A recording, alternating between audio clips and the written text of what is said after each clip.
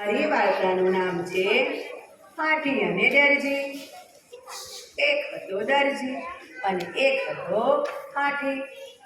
હાથી અને દરજી બંને પાકા દોસ્ત. દરજી દરરોજ હાથીભાઈને નવું નવું ખાવાનું આપે.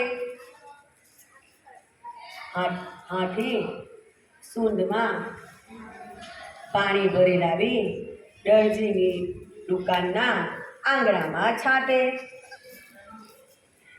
એક દિવસ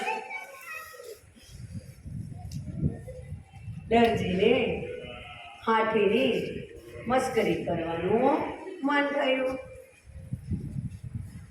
દરરોજની જેમ હાથીભાઈ દરજી પાસે ખાવાનું લેવા સૂંઢ લંબાવે છે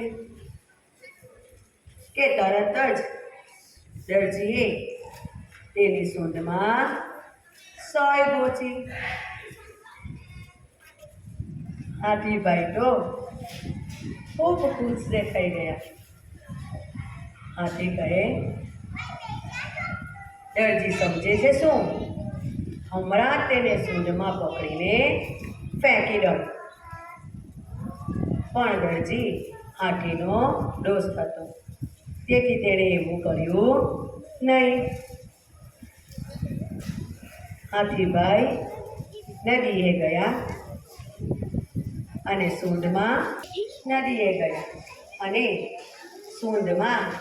ગંદુ પાણી ભરી લીધું. સૂંઢ હલાવતા હલાવતા દુકાન પાસે આવ્યા અને દરજી કપડાં સીવવા બેઠો હતો. ત્યાં એણે નવા કપડાં મૂક્યા હતા. ત્યાં સૂંઢમાંનું ગંદુ પાણી ઉડાડ્યું.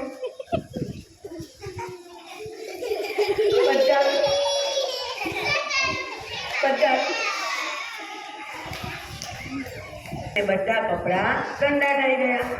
દરજીને પોતે કરેલી મસ્કરી ભારે પડી. આ વાર્તા પરથી બોધ મળે છે, ઘણી વાર મજાક મસ્કરીનું ભારે નુકસાન ભોગવવું પડે છે.